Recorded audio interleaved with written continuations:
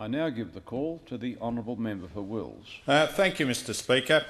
I wonder how many Australians, and in particular how many Victorians, saw last week's TV documentary about the life of Tamara Ecclestone, the daughter of Formula One boss Bernie Ecclestone.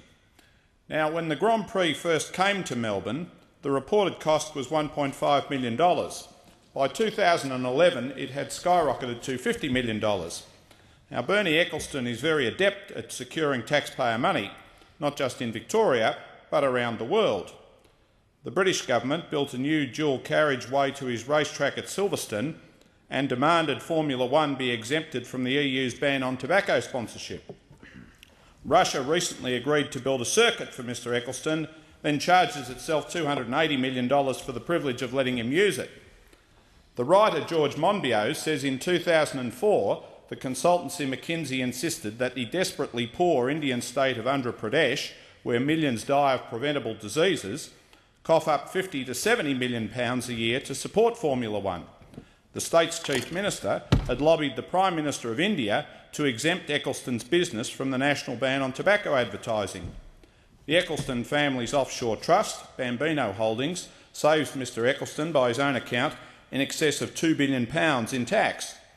As George Monbiot accurately puts it, this is socialism for the rich, capitalism for the poor. Those at the bottom, like quite a few of my constituents, are subject to the rigours of the free market. Those at the top are pampered and protected. Which brings me back to the documentary about Bernie's daughter Tamara. In it, she sets out to prove that she isn't a, quote, pointless, quite spoilt, really stupid, vacuous, empty human being. As George Monbiot says, her attempt is not entirely successful. She is shown supervising the refurbishment of her £45 million home in London, which includes commissioning a £1 million bathtub carved from Mexican crystal, an elevator for her Ferrari, her own nightclub, a bowling alley with crystal-studded balls, an underground swimming pool complex, and a spa and massage parlour for her 5 dogs. Of course, she has her own daily massage, and her busy day includes taking the dogs to Harrods to have their hair sprayed and their nails painted. The day is not complete without a private plane to fly her across the Channel to an exclusive party in Europe, but she cracks it when her stockbroker boyfriend meets a group which includes a former girlfriend, and she leaves the party in a huff. If you haven't seen the documentary, I can't recommend it too highly. Now, I want to suggest to my fellow Victorians in general, and to the Victorian government in particular, that there are better ways of spending $50 million. For example, for the last 2 years, northern Victoria has been hit by serious floods, with extensive damage to tourism businesses in places like Echuca, Kerrang, Rochester and the like. It would be a boost for flood-affected northern Victoria to put money into tourism projects along the Murray River. Or we could put money into building new schools. My electorate has been screaming for a high school for Coburg for years. It's not good enough that it still hasn't happened. The Grand Prix money could build and run this high school and others desperately needed as a result of Melbourne's rapid population growth. Or it could go towards undergrounding power lines in bushfire-prone areas.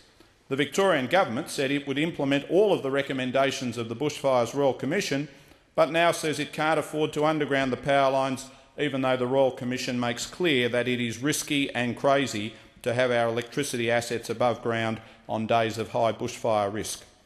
One thing I'm absolutely sure of, there are better ways to spend $50 million year in and year out than bankrolling Bernie's billionaire bogan.